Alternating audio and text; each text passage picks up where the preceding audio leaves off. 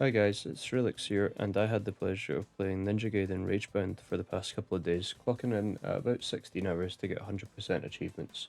And I'd just like to talk a little bit about the game today and my experience with it.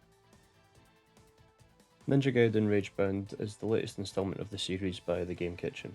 It follows Kenji, who's Ryu's student, and Komori of the Black Spider clan on a mission to stop demons from breaking through into their world. The world of Ragebound is the first thing I'd like to talk about today.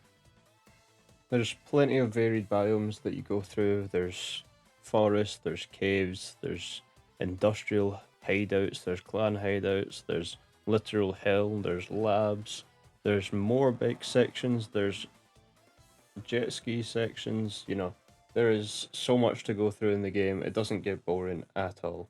And throughout each level, it introduces new ideas like zip lines, moving parts of the environments, like blocks on chains. You have to interact with the environment a fair amount as you go through.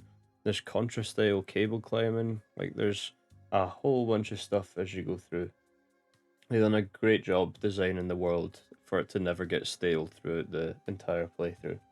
And within those worlds, we have enemies. The enemy design, again, I think is great in the game. They're very varied. Some are a little similar, but there's plenty of variation in there. You don't feel like you're attacking just one enemy all the time. The enemy design has you thinking about your approach to every encounter as well, because are you going to just run through the encounter? Are you going to try and stack up the hypercharge combo with the kunai and the sword combo? Because generally the enemies are set up so that there's an order to attack them. There'll be a blue one to slash with your sword, there'll be purple to then use the hypercharge on to get another hypercharge, and then you finish it off on a big guy that requires a hypercharge if you want to get through there fast. Another cool feature was playing throughout the hard mode.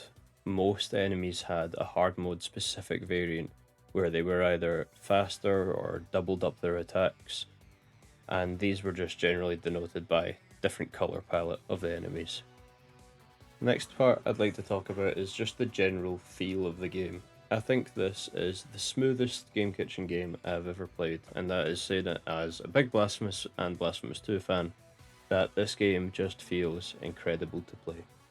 For me, when they stepped up from Blasphemous 1 to 2, the smoothness was already on an increase, and I was a little bit worried with how they would handle the game for Ninja Gaiden, since Ninja Gaiden's typically known for, being really fast and responsive, and they didn't disappoint at all. It feels incredible to play. Everything is very responsive, and it's generally your fault if something goes wrong. The game doesn't really put you in a situation where you try to input one thing and it does a totally different thing. Generally, when you're doing something, you're in full control, which just feels incredible to play with. Another very important technique in the game is the guillotine boost, which is your way of jumping off of enemies and environment objects to gain some height or deal damage. It does, I think, about half the damage of a regular sword slash from my experience. Now, the Game Kitchen did not limit you to just using one or two of these in the air or requiring an item to boost. You can guillotine boost as much as you want. I think that was a great decision by the devs, because it would have felt a little bit worse if you could only use one or two of the guillotine boosts, and in fact they actually encourage you by some challenges to guillotine boost as much as you can. I think there's a challenge in one of the levels to do 10 consecutive guillotine boosts without touching the ground, which wasn't too difficult because it's very forgiving, but it just feels great. And the last thing for the general movement is it just feels fast to go fast. If you really put effort into learning the levels, you can step up the speed big time.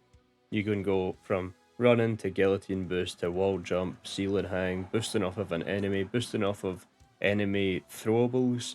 Most things in the game you can boost off of, and once you start ramping up that speed, it just feels real good to go fast.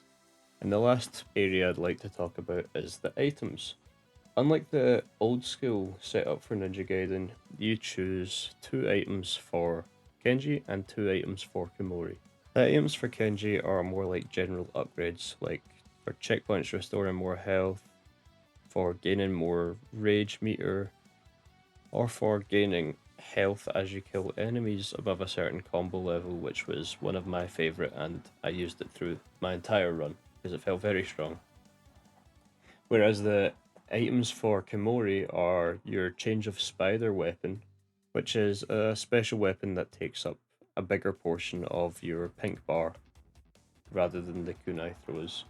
And for changing your Ragebound, which is your special attack that you get when you fill up your rage meter. I'd like to just wrap up and say that Ragebound felt incredible to play, and I'm really excited for everyone to get their hands on it. Big thank you to Dotemu for sending me the key, I really appreciate that. Part I forgot to mention was the artwork in the game as well as stellar. I think Nerkin Pixel, or Nerkin as he goes by on Twitter, was either in charge of that or done a lot of the design work on that, and it is just stunning. Everything was a visual treat to enjoy when playing through the game. Overall, I think it's going to be a great game. I think it's going to be a great speed game. I'm really looking forward to trying speedrunning for this and seeing what everyone comes up with, glitches, tech, and just how fast they can really go. There were a couple bugs in the game when I played through, but nothing too majorly game breaking. And my only hopes for the future is to see that the seconds counter maybe will get a millisecond subdivision so that we can really track speed in the game. An on-screen timer would be super cool, and maybe even an on-screen HUD marking of the challenges in the level. That would be really nice to see. But yeah, great game. Looking forward to it. And for now, I'm gonna slap on a 9 out of 10 because I think it is wonderful. Have a great day, everyone, and thanks for watching.